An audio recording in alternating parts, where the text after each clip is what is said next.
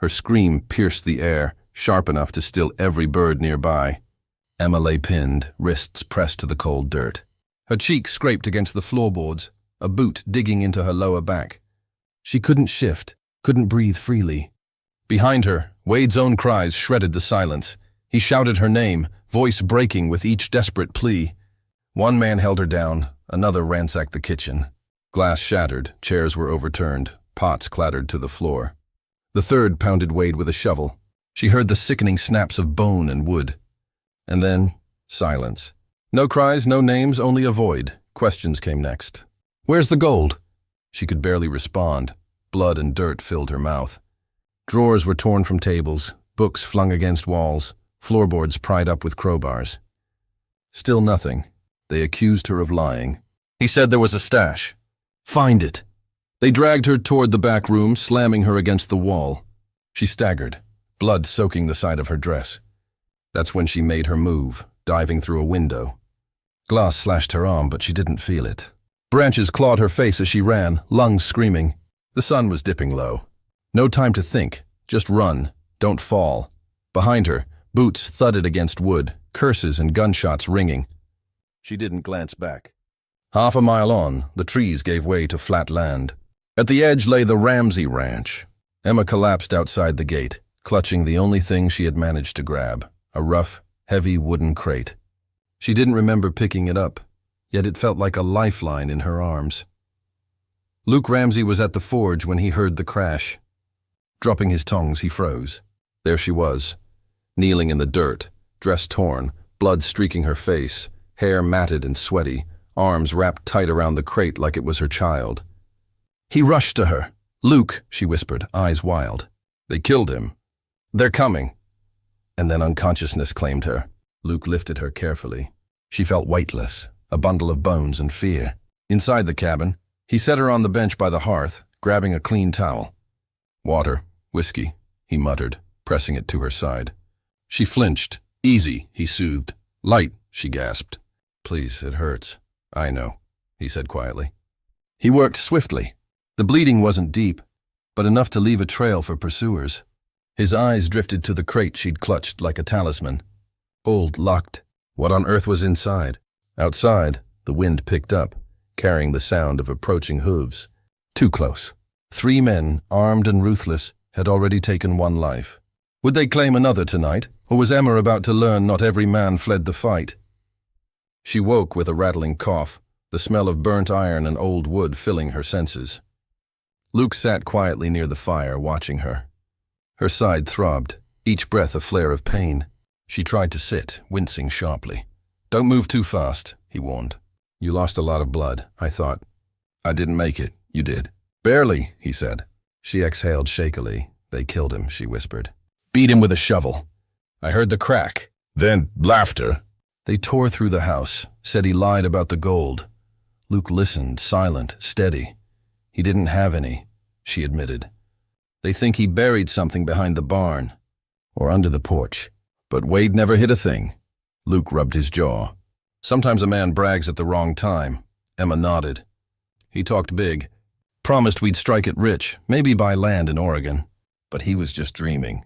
We didn't even own the house." Her gaze fell to the crate. "I grabbed this on instinct. No clue why. Maybe Wade put something in it. Maybe not. But they'll come back for it." Luke stood, poured whiskey into a tin cup, handed it to her. She sipped, coughing again. Panic flickered across her face. "They saw me run." "They'll track me here."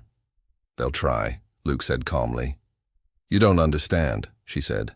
"One of them, the big one, broken nose. He worked for us last spring." "Knows this land," Luke nodded. "Then I reckon he knows me, too." Emma's eyes widened. "You're not planning to fight them, are you?" Luke's gaze drifted to the west. "Storm coming. You got a better idea?" Silence fell. Luke moved to the back room, shifted a barrel, revealing a dusty trapdoor. "Ever hear of a hider's hole?" Emma shook her head. "Back in the war, we dug them behind barns if the Rebs came. Big enough for 2, quiet enough to wait 'em out." She straightened. "You think they'll check the barn?" "I hope they do." Luke lifted the trapdoor. "You can worry, or you can help me set a trap they won't forget." The wind whistled through cracks in the cabin. Far off, a single gunshot cracked the silence. Luke's hands hovered over the trapdoor. Another sound followed, hooves approaching fast. Emma clutched the blanket around her shoulders. "They found the trail," she whispered. Luke nodded, calm as drought-parched land receiving rain. He checked his rifle, giving her a look that needed no words. "Down there," he said. "No talking. No light. I can help," she offered. "Not tonight." He shook his head. Something in his eyes stopped her. Not fear, memory. The kind only soldiers carry. She descended into darkness. Luke covered the lid with a rug. The lamps went out. Only the forge's dull red glow painted the room in blood-shadowed light. Outside, the horses stopped. 3 voices called, laughing.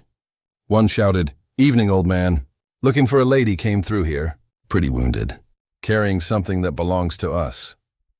Luke moved silently to the side window, taking in their shapes. 2 on horseback, 1 on foot with a shotgun. Faces lit by torchlight, men worn but deadly. He exhaled softly. "All right, boys. Let's dance." Stepping into the open, shadow stretching across the dirt like a phantom, he said, "She ain't here." The man with the shotgun grinned. "Funny. Her blood trail says otherwise." Luke's smile was slow, deliberate. "Better be sure it's hers before you follow it." The big one spat in the dirt. "You hiding her, Ramsey?" "I'm hiding no one," Luke replied. "But I don't take kindly to threats on my land." The man chuckled. "Ain't your land anymore." He raised the shotgun. Luke moved first. Sparks flew as bullets struck the anvil. Horses screamed. Men shouted in the shadows. Emma covered her ears, heart pounding loud enough to drown out everything. Then, a scream. The forge hissed as blood sizzled against the coals. When Luke opened the trapdoor, smoke curled around him. His voice was calm, hands trembling slightly. "It's done," Emma stared. Are they all?" "One's still breathing. He'll tell me why Wade had to die." The man lay against the fence, shirt soaked through with blood. Each breath rattled wetly. Iron and smoke hung thick in the air. Luke crouched beside him, the flickering fire casting harsh shadows across both their faces. "Why Wade?" Luke asked. The man coughed, spat blood, tried for a grim smile. He owed us—" "No," Luke interrupted. "You owed him. You were paid for fixing that roof." The man's eyes flicked toward the barn. Luke followed the glance. "Something there, something the man feared." Luke leaned closer. "What's in the barn?" The man didn't answer. Luke grabbed a rag, pressing it hard against the wound. The man gasped. "Gold! Gold!" Luke frowned. "Who told you that?" The man's head drooped. "Someone in town." "Old traitor. Said Wade hit a vein near the creek." "We came to collect." "Collect?" Luke said quietly. "You call that collecting?" He looked down at the man. "You just buried yourself in that same dirt, boy." Behind him, the barn doors creaked. Emma stepped from the shadows, lantern in hand, pale, tired, yet composed. "You shouldn't have come out," Luke murmured. "I had to see," she said softly. "Had to know." Her gaze swept the barn floor. Tools, hay, the smell of rust. Luke followed her eyes. Think he was telling the truth? Only one way to find out. Together they pushed open the big doors. Lantern light spilled across the dirt floor. Nothing but old tools, hay, rust. Emma set the lantern down. "There's nothing here." Luke kicked the ground hard, hollow. He dropped to his knees, brushing away dirt, revealing a trap door. They exchanged a look. Luke lifted it. Inside, neatly stacked in a wooden chest, gleaming gold coins. Real gold. Dozens of them, Emma gasped. He was going to surprise me. Said we'd buy land out west. Her hands trembled as she touched the coins. Luke exhaled slowly. He hadn't lied. For a long moment, silence held, broken only by the forge's crackle. "He died for this," Emma whispered. Luke looked at her. "And maybe we just might live because of it." Outside, the wind shifted. Hooves echoed faintly off the ridge, slow, heavy, deliberate. Luke's hand found his gun. He looked at Emma. They weren't the only ones seeking that gold. When the next rider came through that gate, would he be friend? Or something far worse? The sound of hooves grew closer. Luke stepped forward, rifle ready. Shadow stretched across the barn floor. Emma clutched the lantern, flame flickering. Out of darkness, a lone rider appeared. Dusty coat, weathered hat, gun holstered. He stopped at the gate, lifting a hand. Luke aimed. "Who are you?" The man dismounted slowly. "McCready, sheriff from the next town over." Luke hesitated, then lowered the rifle. The sheriff approached the fence, eyes sweeping the barn, bodies in gold. "Looks like you had yourselves a long night," he said. "Long enough," Luke replied, nodding. The sheriff scratched his beard. "Heard gunfire. Came to see if anyone was still alive." Luke glanced at Emma. She was watching the chest, hand resting on the coins, gaze distant. The sheriff tipped his hat.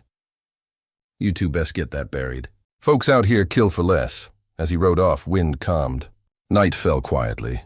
Luke turned to Emma. "You could take that gold, start fresh somewhere. California, Oregon. Wade would have wanted that." She shook her head. "I don't think I want gold anymore, Luke. I just want peace." He nodded slowly. "Peace is harder to find than gold, but sometimes, if you're lucky, it finds you when you least expect it." Morning came soft and gray. Together they buried Wade on the hill behind the ranch. Sunlight barely warmed the stone marking his grave. Emma lingered, whispering, "You saved my life." Luke smiled. "Maybe, but you kept me human." Weeks passed. The ranch returned to quiet. The forge burned, though less often. Sometimes in the stillness they could be seen by the fire, talking, laughing. Two souls bound by something deeper than chance. Townfolk would later tell of that night. The widow fleeing through darkness, the old soldier standing his ground. And each time the tale ended the same. What threatens to destroy us can also teach us how to live. Perhaps that was the lesson. Pain shapes the path, fire lights it. Even in ashes, life can guide us forward. And before the tale closes, a note from the heart. Gratitude for those who spend hours listening, reading, watching. For those late into the night, take care.